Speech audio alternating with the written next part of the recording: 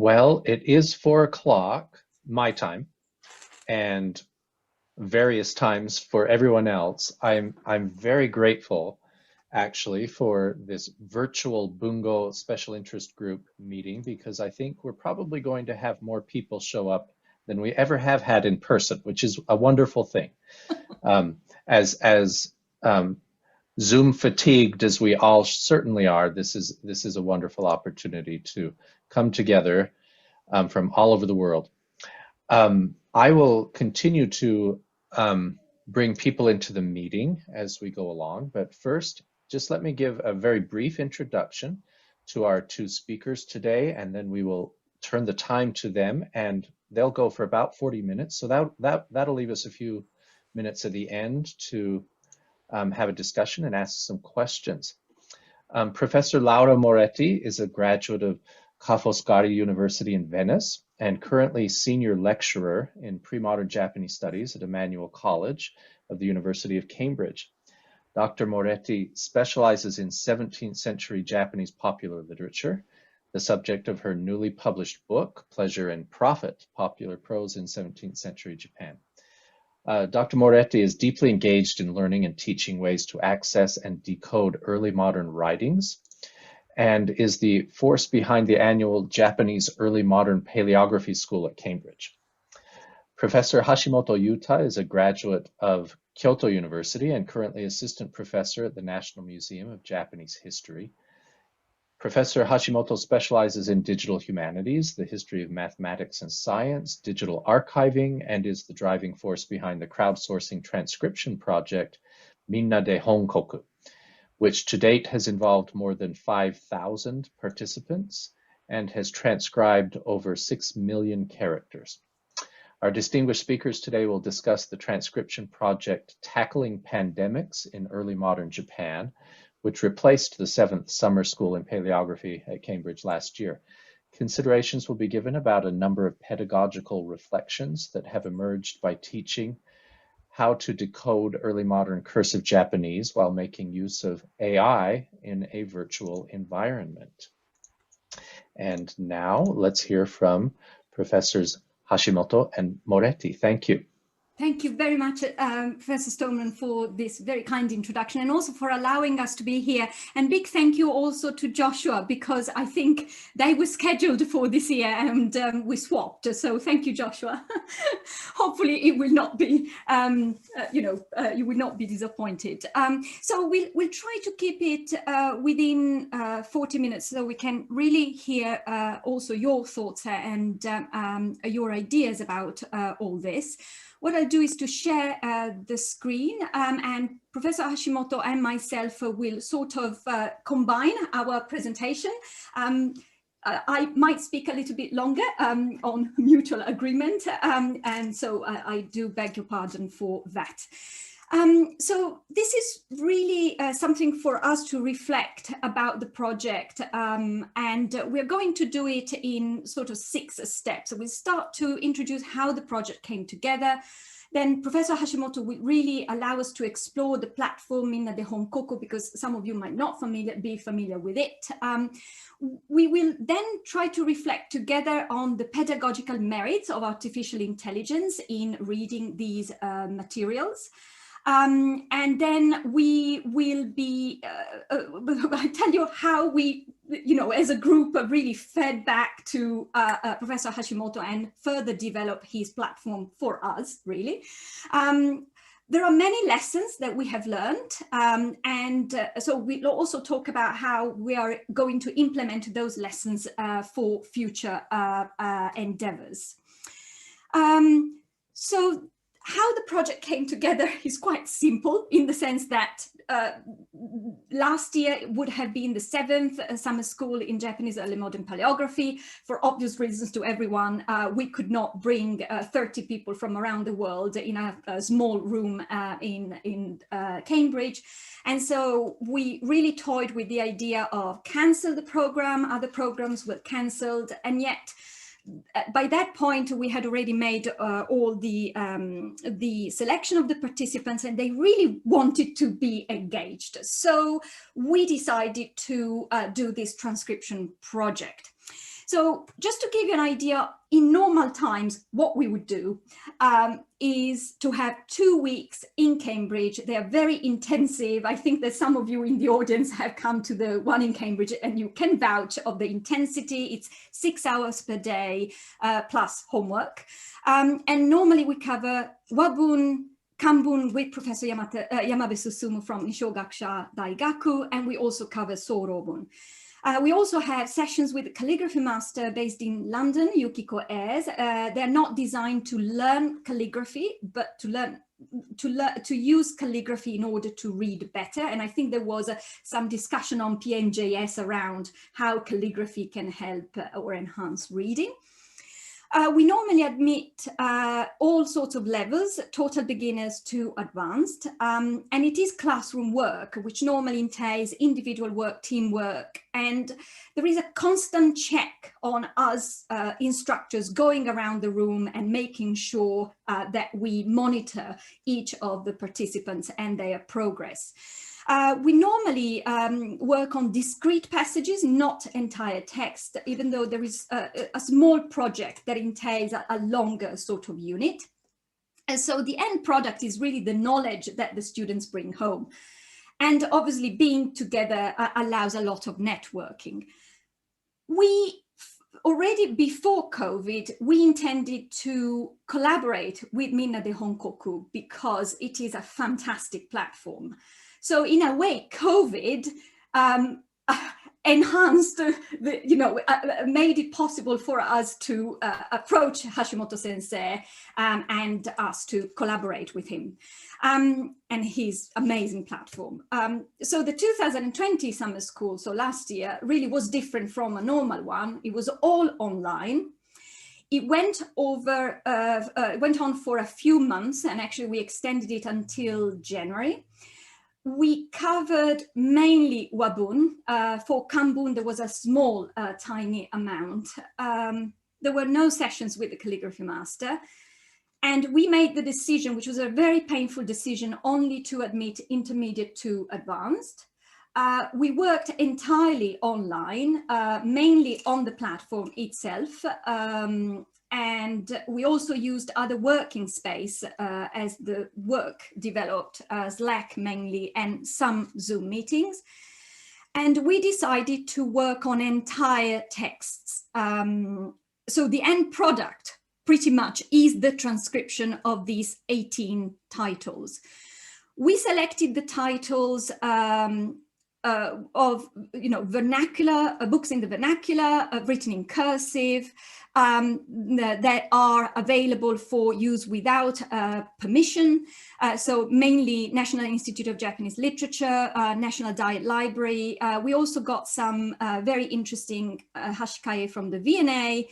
And I use some of my books that Professor Hashimoto converted into Triple IF, which is really the format that can be used on this platform. And if you want to know more how we chose the books, I'm very happy to answer this during the Q&A. So let's see now what the platform looks like. And Professor Hashimoto's voice will be audible, hopefully, with the slides. So if you don't hear his voice, do raise your hand, Jack, and I will try to do something. So let's have a look at how Minna de Honkoku works. This is the top page of Minna de Honkoku. Currently, a message by Dr. Moretti to the project participants is displayed on the top. And below, you see what we call the timeline that displays the activities of the users of Minna de Honkoku in chronological order. Okay, for example,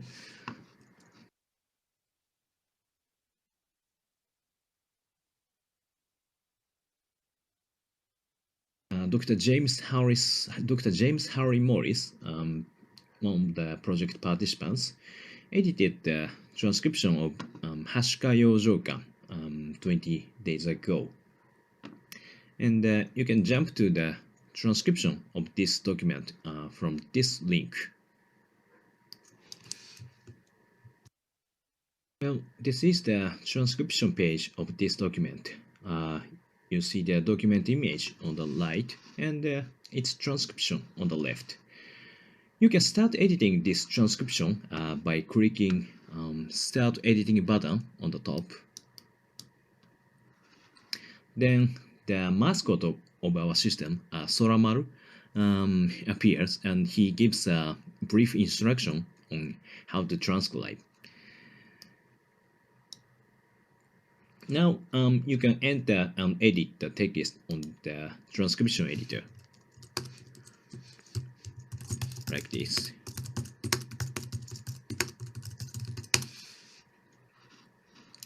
And as you see, this document contains special notations like Ruby and warigaki. You can input these notations by following the input rules we have defined. For instance, you can input the Ruby text by using parentheses like this. There's a kanji bow and there's a Ruby for this kanji. And these notations will be rendered and displayed on the View tab. You can switch the tabs from here. Okay, this is the View tab.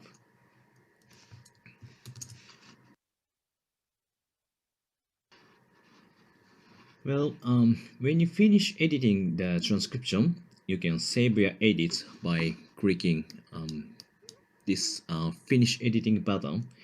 Then a dialog will appear to save your edits.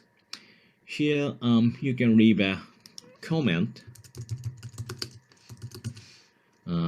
to communicate with other users. Also, if you can't be sure if your transcription is correct, you can ask for help from other users by checking this feedback please checkbox. But this transcription, the transcription of this page was already done by Dr. James Harley Morris, so I don't save my edits now. And you can also browse the history of transcription from this Input History tab. On Minna de Honkoku, all the changes made by users are saved. And you can see how the transcription of this page has been edited, like a Wikipedia article, like this.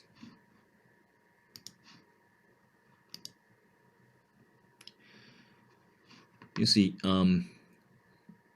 text colored green and red, and the green colored text represent text added by other users, and the red colored part represent text deleted by other users.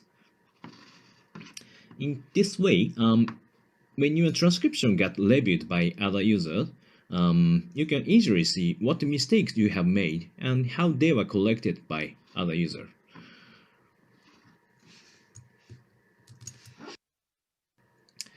Lastly, let's try the AI function of our system. To use this function, click the button with a robot face on the right bottom. Then specify the character that you want you want AI to recognize by mouse. Then the AI will show candidates of the reading of the character with scores for each candidate. Well, two AI programs are provided, and one was developed by Center for Open Data for the Humanities, or CODH. Another program was developed by Toppan Printing, one of the largest printing company in Japan. And you can switch the AI programs like this. Yeah, both the AI programs correctly recognizes this kanji character. Bo.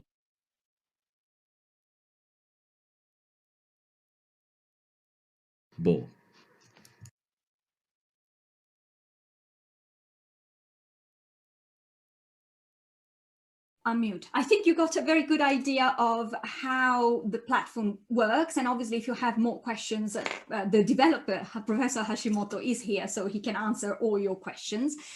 While we were using the artificial intelligence, we really had a lot of thinking of what the pedagogical merits of it are. From my point of view as an instructor, it is a very powerful Kuzushiji dictionary. Now, a lot of you, if not all of you in the audience, have tried this nightmare of using Kuzushiji paper dictionaries. I say nightmare because we have pretty much not a lot of choice. Normally, we have this standard one that offers, you can check character via their reading or the radical. So it works like a normal Kanwa Jiten. And if you really are stuck on a shape that you have no clue about, no clue how to read it or what the radical is, we all have experienced the hardship of using the purple version, where we are supposed to look for the character on the basis of how it is written. And I, for one, always found this dictionary extremely difficult to use. And this is really the beauty of the AI embedded in Minna de Honkoku. Let's say that I do not have any clue about this particular character. This is from a fantastic album of single sheet prints related to Hashika. And so it contains different types of hens, of cursive hens. So let's say I don't really know about this character. What I do is exactly what Professor Hashimoto has shown. And what is also fantastic about Minna de Honkoku is that it really takes data from two different data sets. And as you can see here, the CODE in this case, the CODH, sorry, in this case really does not get it right at all. Whereas the Toppan one gives Kono, which is the correct answer in this case, as the second possibility. So what is really great about this is that AI offers a starting point. It is down to the transcriber to make a choice of which one of the many possibilities what we have on the page is, right? So to make a choice, the transcriber needs to think about the meaning. And this is one of the greatest challenges when teaching Hentai Gana Kuzushiji, because a lot of students try to recognize the shape and then move on, but they really have to think about the meaning. If it doesn't make a meaning, if it doesn't have a meaning, that we can't judge what is correct and what is not correct. And as you know, a lot of Hentai Gana look the same, ru, ka, they can look very much the same. And so you really have to make sense of the meaning. So AI gives a starting point, but to make a choice, you need to think about the meaning. And thinking about the meaning ensures, in the end, the accuracy of a transcription, which is really the ultimate goal. The ultimate goal is to produce a transcription which is as accurate as possible. As we saw it during the project, the AI, which is embedded in Minna de Honkoku, allows you also to double check that your hunch is actually the shape that you see on the page. And to do that, you really need to revert to the paper dictionary. So let's say that I used the AI, I think it could be Kono, and then I really go back to this paper dictionary and ascertain that that is the shape that I'm seeing on the page, which in a way allows more exposure to cursive forms of the same characters, and therefore more exposure to different ways of writing the same character. So I think that the merit of the AI embedded in Minna de Honkoku is that it keeps the learners engaged with the text in its materiality and really in its meaning. And this is a fantastic pedagogical value, because we don't take the reader away from the text, we keep the reader being engaged with the text. we also sort of compared the AI power of Minna de Honkoku with other AI tools, which I'm sure a lot of you are using. This one on the right, as you know, allows you to scribble what you see, and AI will give you, again, ideas, but it is far less accurate than Minna de Honkoku and the two data sets that Minna de Honkoku uses. This one, it's a wonderful idea because you can copy paste the image of what you can't read. And by then clicking this button, the system will pick up similar forms. But the problem is that the data set is much more restricted than the ones available on Minna de Honkoku. So for us, AI has been a fantastic tool that keeps the readers engaged with the text, but at the same time facilitate the decodification of what we see on the page. I must say that we have been extremely demanding of Professor Hashimoto over the months, and he has been wonderfully patient and wonderfully responsive, because Minna de Honkoku really has been created as a resource for Ippan Shimin to collaborate on transcribing a lot of texts. And we wanted to use it as a resource to be used in the classroom and to teach. So a lot of things from our point of view needed to be changed. When we started, the system included this thing here that you see on the right, which is still there for Minna de Honkoku for the Shimin, which is the ranking. So the more G, whatever kana or kanji you transcribe, the higher number, the higher your ranking will be. And so this created a very vicious cycle in the first week, because, you know, participants were trying to transcribe as much as possible without thinking what they were transcribing. So in order to make them think, it doesn't matter how fast you are, right now, it matters that really you are accurate. We asked Hashimoto Sensei to take the ranking away. And I think that that took away a lot of anxieties in those who were less competitive. And for those who were more competitive, allowed them to think, oh, I need to engage with the meaning and not just, you know, type in as much fast as I can. Who cares about the mistakes, right? Then the magic buttons, that was a big improvement that came, I think, about 1 month into the project. As you know, there are a lot of quirky things, the warigaki being one, this odoriji being another, the furigana being another. And if you have, like in this case, you have the little ni on the right, which is meaningful in itself. And everything had to be manually inputted or could not be inputted at the beginning of the project. And then Hashimoto Sensei created what we called the magic buttons, because if you want to put an odoriji, you click here and you have all the selection of odoriji. Or if you want the kunten, if we have a text in Kanbun Kundoku, you can click that one and you will, the system will allow you to input it without having to do some weird coding that at the beginning we were doing. In a way, it's interesting because it's not just a matter of transcribing. It is also at the beginning a matter of understanding the language of the platform. And that required a little bit of time for us all. And the magic button really made all the difference. Now, whoever knows me as a teacher in the audience, and there are a few, they know that I am an extremely picky instructor and I am very hands-on. So I wanted to insert a lot of comments because that was my only way to communicate to the student who was doing this remotely. And I couldn't meet every day as I would do in the classroom. And at the beginning, you had to input the comment vertically, so you had to tilt your head to see what you were inputting.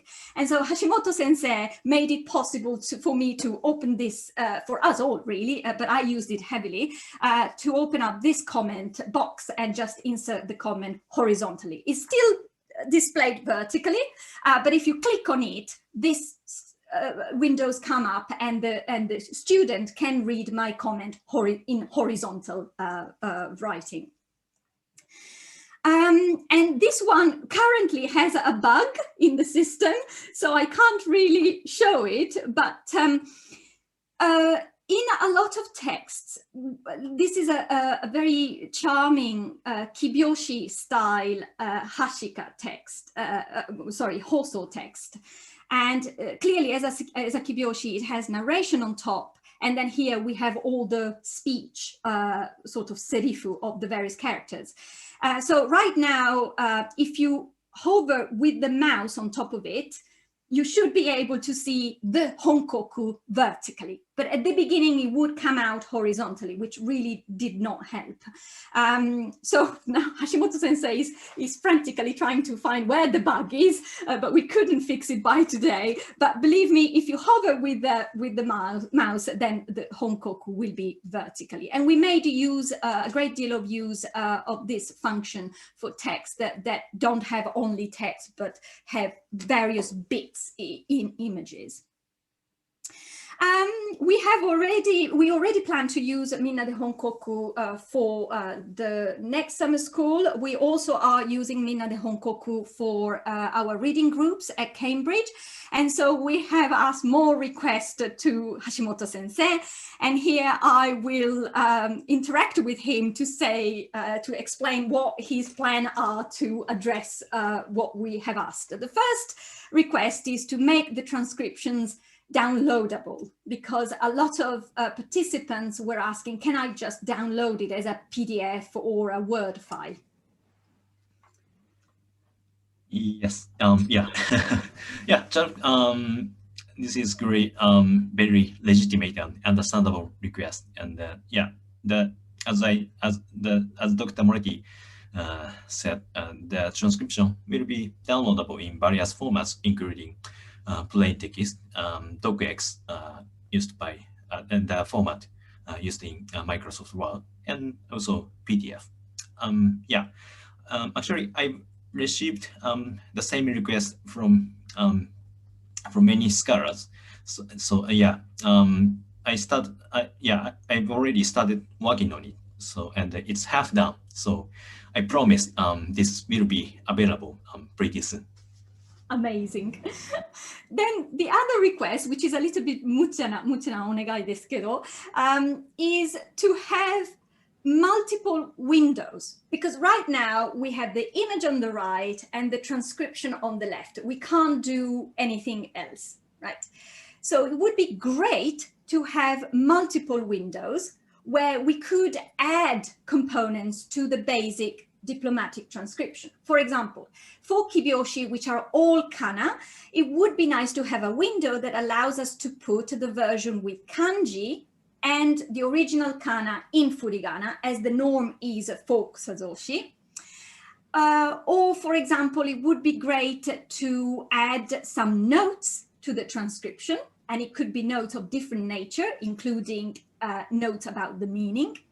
And it would be also great to be able to add research notes. And I know that some systems allows it, so we asked. Hashimoto sensei, do desu? Yes, yes, I know the importance of this feature. Yeah, especially when we transcribe documents like Kibyoshi. Yeah, but it can be tricky to implement this feature because allowing multiple windows on the transcription will cause a lot of changes to the system in terms of both data structure and also user interface. So this one is a bit challenging for me, and it will take some time to implement, but I will give it a try. Thank you. Professor Hashimoto knows no fear. He always tried out what we asked. And I think that in the interim, we can, supplement in different ways, but I think that that would be a fantastic addition. And then the other thing is that a lot of the participants ask, oh, can't we add this image? But unless it is a triple IF image, it cannot really be added. And so that is something else that we were asking Hashimoto sensei. And yeah, yes, it's not a big deal to build a tool that will convert a non-triple IF image into a triple IF image. But the problem is sustainability. We need a web server to host triple IF images. But compared to delivering textual data, hosting images, especially triple IF images, costs much more. And the cost, that cost cannot be ignored. If we are going to keep hosting the images for years, not just a few months. So unfortunately, I don't have a good solution for this request. It would be great if large institutions like the National Diet Library allows users to upload images, but it seems that such things will not happen anytime soon. So yeah. Is there any way to lobby? Okay. We have powerful people in the audience. Maybe they can lobby for us, for you. And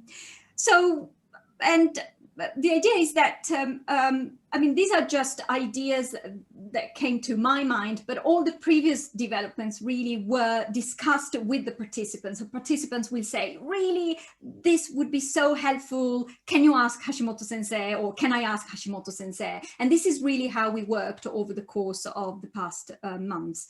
And Dr. James Morris, who has been a very active member of our project and also edits this fabulous online magazine, I think, online journal, which is, oh gosh, I forgot the title. I will get back to you. The Digital Orientalist. Thank you. Digital Orientalist has written a very revealing piece on Minna de Honkoku and how, as a user, he felt it was very helpful. And so I would really recommend having a read through and see what he felt about Minna de Honkoku. We have learned a lot of lessons by doing this transcription project. The very positive lessons that I've learned, and as an instructor, it took some time to adjust to this idea, is that it really greatly empowers participants by allowing each of them to give feedback on each of them. And as an instructor who is quite hands-on, it requires some courage to step back and say, okay, I will, see how each participant is giving advice to the others, and if needed, I will jump in. If not needed, that is how really the participants also develop, not only by transcribing themselves, but also checking the transcriptions by others. But this is a sort of hanseikai in the sense that there were a lot of things that need improving. We realized that we created a user manual, but it needs to be a much more comprehensive user's manual. So we spent a lot of time telling participants, for example, how to input furigana, and not only technically how the platform needs to be dealt with when inputting hiragana, what you have to do, but also how we want hiragana to be inputted. So if it is two kanji, each of which has its own onyomi that makes sense, you really need to divide the furigana and split it on the two kanji properly. And that, so that, for example, if you have isha, I needs to go on the first kanji and sha on the shi ya probably on the second kanji, and not just create a blob, a continuous blob. So that required a lot of comments and time spent where probably we need to give more guidance at the beginning, and possibly a manual that we created made it more comprehensive, but also offer some videos. One big thing that I've learned, we went for 18 full texts, also because we had a lot of advanced participants who would transcribe a great deal. So we thought, oh, we will run out of materials.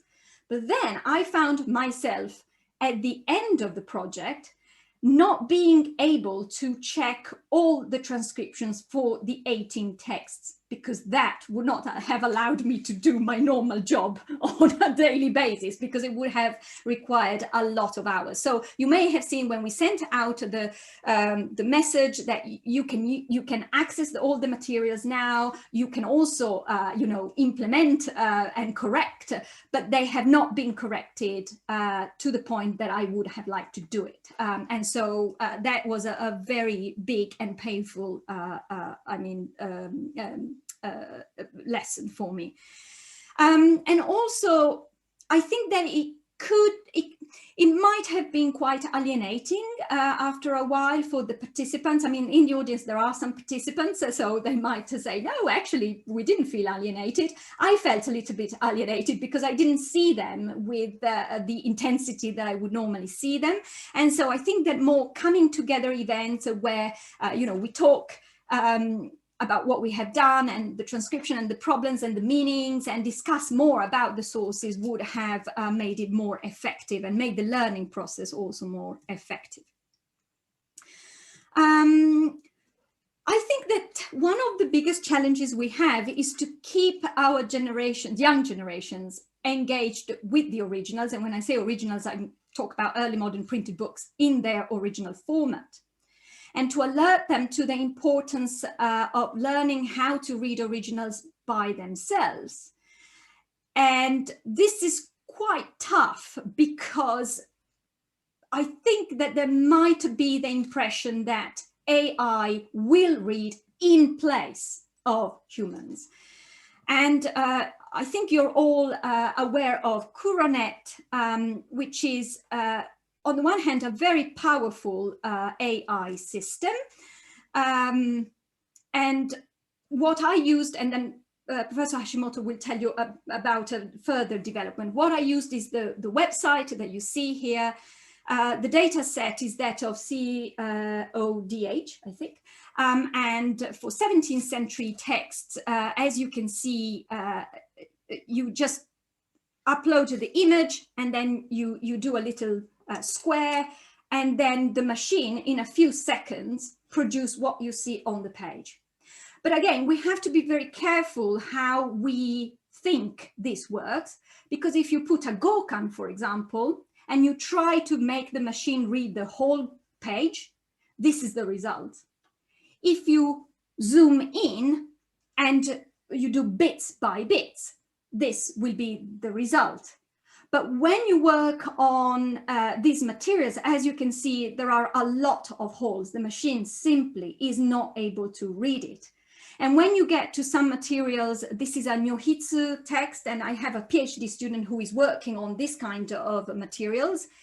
The machine can't really read it. And so I think that we have to be careful how we talk about this particular material. And maybe Hashimoto Sensei wants to talk us through this particular case. Hashimoto Sensei. Yeah. This video is taken from a Twitter post by Tarin Kalanwat on March 14. Tarin Kalanwat, she's the developer of Curanet. And this is a mobile version of Curanet that she's currently working on. By the way, this book is a replica. And yeah, as you see, you just take a photo of a document, and then the app will recognize kuzushiji appearing in the photo. And yeah, it will show hiraganas and hentaigana, the detail of each hentaigana and kanji.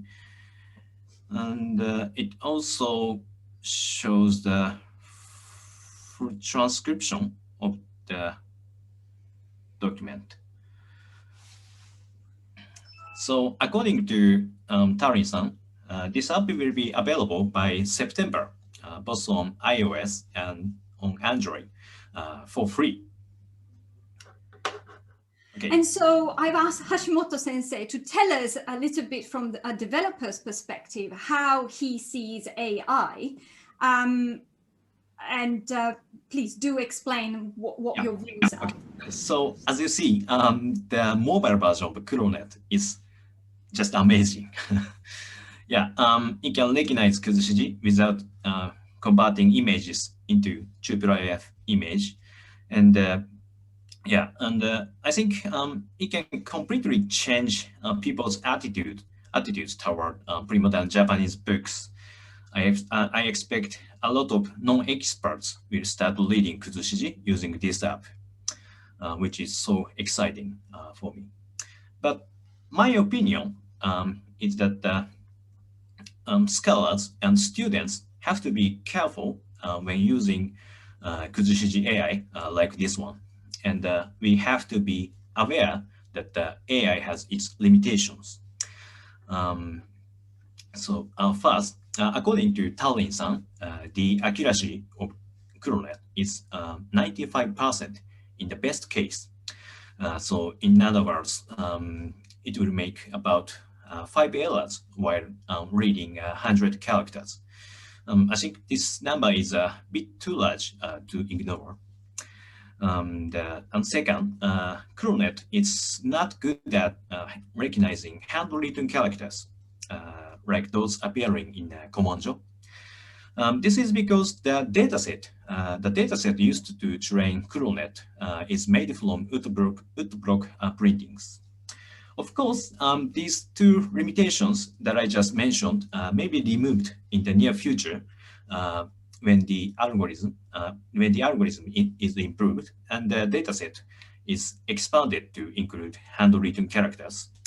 But there's another problem that cannot be fixed easily. That is, AI does not understand the meaning of text. So yeah, so unlike human transcribers, AI programs cannot infer the reading of kuzushiji based on its context or using the background knowledge on the document. So this can be a problem, especially when you read names of a person or place, because this information tend to be written in quite abbreviated form. And you often need to use the background knowledge or make a guess from the context to determine the reading of names.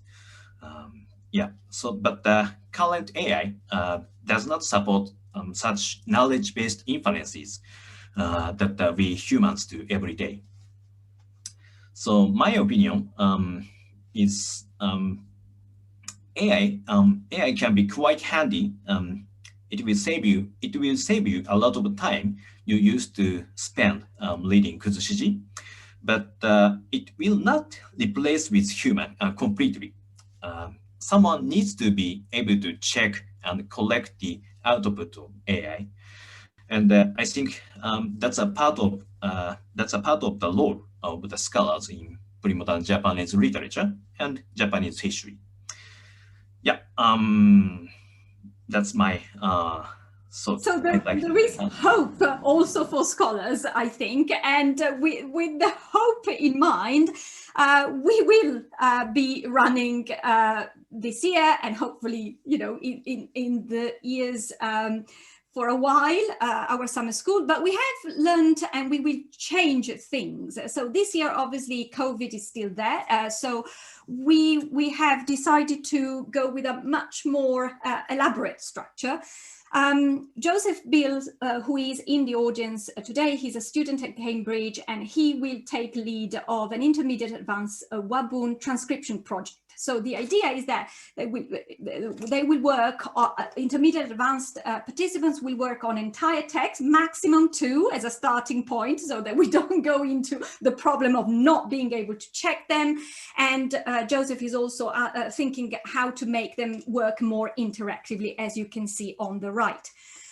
On the left is me. I will take care of beginners or total beginners, and I'm putting together some preparatory materials which are already out there in video format, and the idea is to add a couple every month up to August.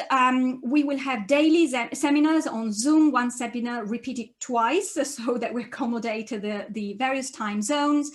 But all these two strands will happen within 2 weeks in August. In both cases, we will be using Minna de Honkoku. And for the beginners, probably we will use some discrete passages.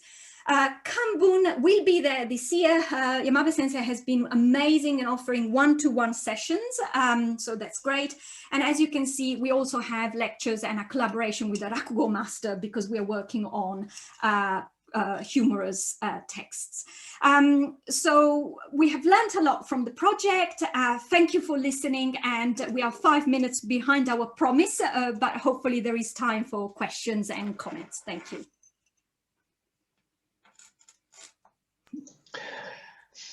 Thank you very much. That was very enlightening. So rather than raising hands, because I can't see everybody's hands, just unmute yourself and jump right in if you have any questions. Or comments. Or comments, of course, yes. Oh, Laura, thank you for that. Yes, Clarence, hi. Hi, thank you for that. And Hashimoto Sensei, so I have a question related to, I looked at the database again, and it shows definitely the different variants of the kana system, but does the database deal with itaiji? Because especially in certain periods, the variance for itaiji is massive, especially when you are dealing with medical documents, as you know.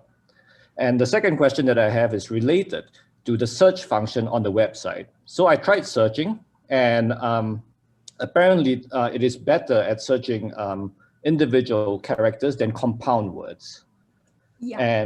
And I'm just wondering if that is if that can be improved in any way, because I think that would be very good for most of us when we try to search for certain terms, certain concepts. And the third question, sorry for so many questions, but the third question is really related to the dictionaries. So so is it possible to incorporate whatever we transcribe into a cumulative dictionary over time that would then allow basically this project to continue into the near future? Because then we're not always relying on a particular set of dictionaries. We can keep moving on. Yeah. Hashimoto Sensei, do you want to reply? I can reply. About the first question, for now, the dataset doesn't distinguish itaiji. That is fault with the creator of the dataset, National Institute of Japanese Literature. I'm asking them to improve it, but it seems that nothing has started yet. So your second question. Second question, whether one character or compounds, and so a string of characters. As a user, and I think all the users in the room will say, it's only 1 by 1 on Minna de Honkoku. Yeah. It's only one by one. But the other system developed by Tarin-san and Toppan Printing has more advanced feature regarding that. their AIs can recognize multiple characters at once. And yes, third character. Third question. Yeah, it's for now it's not possible to accumulate the transcription made by us, and yeah, that is because to include our transcription entails machine learning process. Yeah, that is very computing intensive, and yeah, but I think in the near future such feature will be implemented, I guess. Thank you. Yeah, that was one of the very quick question I asked you, Hashimoto Sensei, right? Will our transcriptions contribute to teaching AI? Yeah, nope. yeah. So, that nope. would be great. I agree. Yeah. The questions or comments, Oliver? May I? Yes, I had some. I participated in the workshop last year, and a sort of a comment of feedback leading into a couple of questions, if I may. So the feedback was it was a fabulous experience, I have to say, because even pandemic notwithstanding, being able to do it online, different time zones, really lowered the barrier to entry. Wonderful to do six hours a day, and indeed I did and would do again, but it's a very different tone because you can just log on, do a little bit, and it can fit in with your day. And so I actually found the system very intuitive even from the start, you know, especially thinking on to newer generations of learners who are, you know, more comfortable with the computer than they are with a dictionary. It's a tool which can be, you know, very beneficial because there's a degree of hand-holding or anxiety reduction because you have that there. But regarding the manual, what you were saying, Dr. Moretti, about needing to know the rules for how to input. Of course, there's the aspect of how to do it in the system, but then there's also learning the rules of diplomatic transcription. And so that aspect of sort of knowing, okay, this is the rule of transcription that we need to follow regardless of whether we're doing it online or in person. So knowing that is always helpful, and even if we've known it before, it's useful to be reminded, or the preferences for a given workshop. So my two questions are, would you consider running further online transcription projects even once the pandemic allows us to meet in person, and either alongside the summer school or as a separate initiative? And then second is perhaps a bigger question in terms of, what do you think about the use of this as a pedagogical tool for beginners? I'm thinking to situations like Cambridge where you have people who are still, say, advanced beginners even in modern Japanese or classical, or like at BYU where you have that kind of program.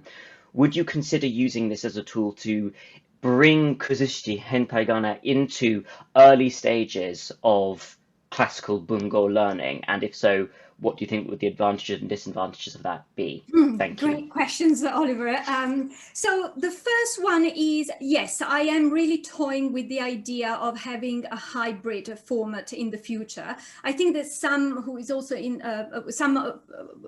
who is in the audience today mentioned, oh, it's great this year that you're doing it online, but also for beginners because I can join.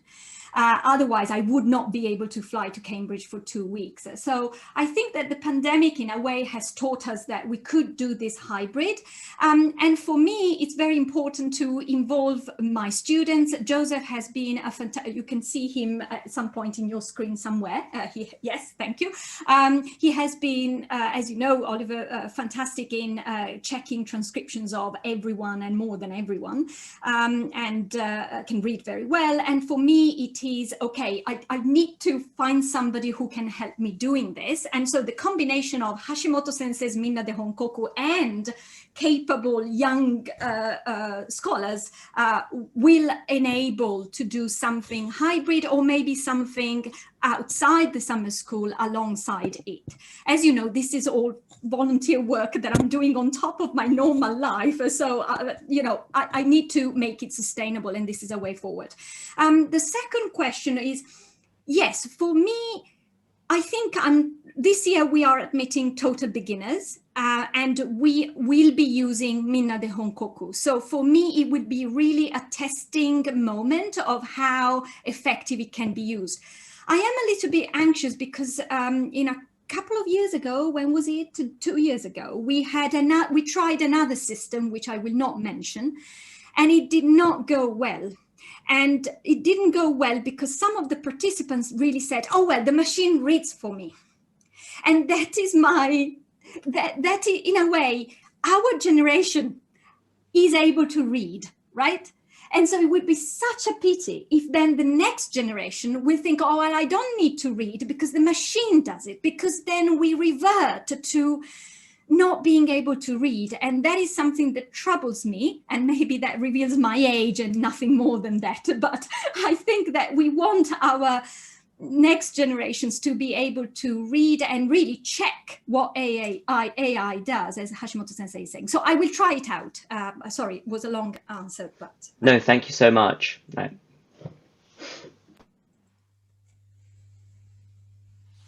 Any other questions, comments, or... we have a question, since Hashimoto Sensei, probably for you in the chat. To the point about the current, my undergrads in Bungo ranked beginners with PCG. I'm very glad to hear that. Love Minna de Honkoku site. Yes. Just for thank you so much, Professor Hashimoto, for making this tool available to everyone. So that was more of a cheer up. Thank you. Thank you for using Minna de Honkoku and also Kura. Yeah. It looks Thank like you. Keller Kimbrough, Colorado, has a question. Hi, thanks you guys. It's a great presentation, and the possibilities are just mind-boggling, really. I mean, there's so much that could be done.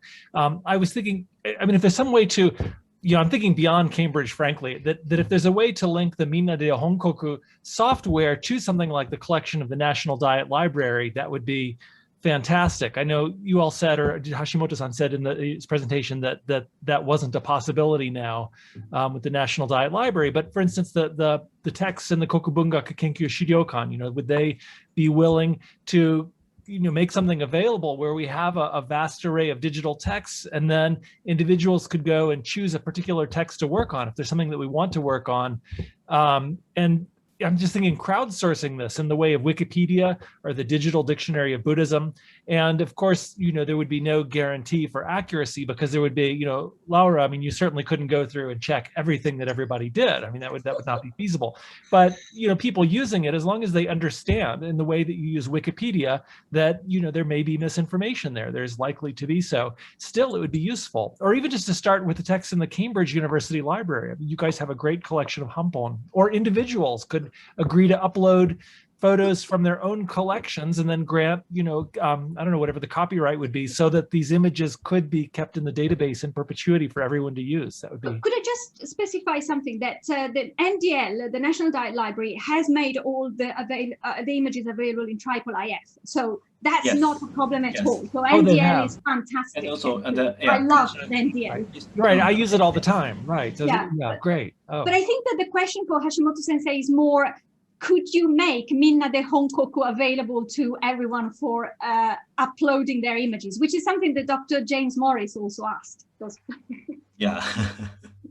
Yeah, for now, in order to add the documents to Minna de Honkoku system, we developers need to learn the command to do that.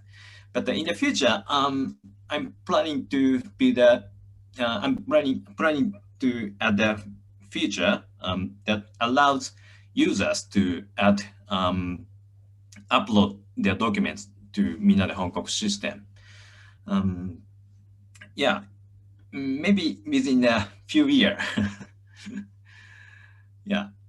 Yeah, that would be great, right? I just think, my method now, in addition to the print dictionaries that we were talking about, the year that I was at Nichibunken, my method was, if I got to a passage I couldn't read, I would go and try to find Ishigami Aki or Kiba Takatoshi and say, hey, what do you think this says?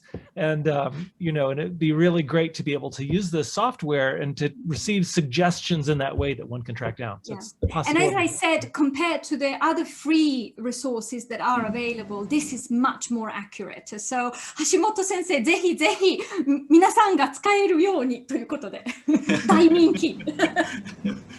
Yes, I will try my best. Thank you, Keller. Are there any other, we're running out of time, but are there any other comments or questions before we wrap up? If not, I want to say a hearty thanks to Laura and Hashimoto sensei for a wonderful, wonderful presentation. And I'm sure I express everybody's sentiments when I say we want this to continue and we want to support this kind of not only a platform for preserving Japanese literary legacy, but a platform for teaching, for helping the next generation to know how to access these texts in authentic ways. That's a very important thing for us to be. It's heartwarming to hear that that's the sentiment. So it makes us going, I think. Thank you very much. And without the participants, this would not have been possible. So really big thanks to all the participants of the project, which made it really worthwhile. So, and to Hashimoto sensei, who is my guru.